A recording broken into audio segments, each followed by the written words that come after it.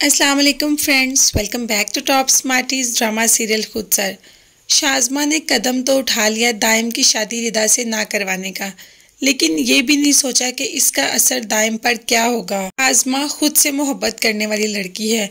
वो ये सोचती ही नहीं कि उसके आगे पीछे उसकी बात का किसी को बुरा लग सकता है या उसके बहन भाइयों को उसकी बात और उसके अमल से तकलीफ हो सकती है।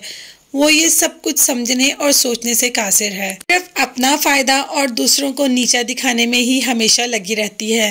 दाइम बहुत मनाया रिदा को कि उस लड़के से शादी के लिए इनकार कर दे, मैं अपने अम्मी अब्बू को मना लूँगा, लेकिन रिदा अब नहीं चाहती कि वो वहाँ जाए जहाँ उसकी इज्जत ही नहीं। रिदा को इस बात का तो मालूम ही नहीं कि जिससे मंगनी कर रही है वो लड़का कितना बड़ा धोखेबाज है।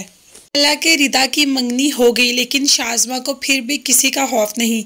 गई मामू की तरफ और मामू की बेटी को यानी कि सोनिया का इनकार कर आई दाइम के लिए, और ये कह दिया कि दाइम तो किसी और को पसंद करता है और उससे ही शादी करेगा।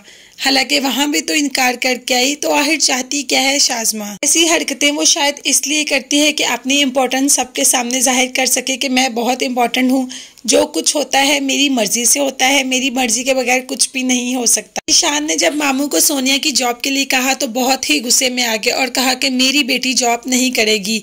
जैसे ही अपनी बेटी को नमाज पढ़ते देखा तो दिल को ठंडक महसूस हुई कि मेरी बेटी तो इतनी अच्छी है और उसके साथ अच्छा ही होगा।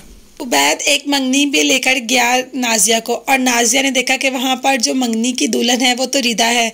इसीलिए रिदा को जाकर खड़ी खड़ी सुना दी कि आखिर क्यों तुमने मेरे भाई के रिश्ते के लिए इनकार किया, क्या कमी थी, कभी खुश नहीं रह पाओगी।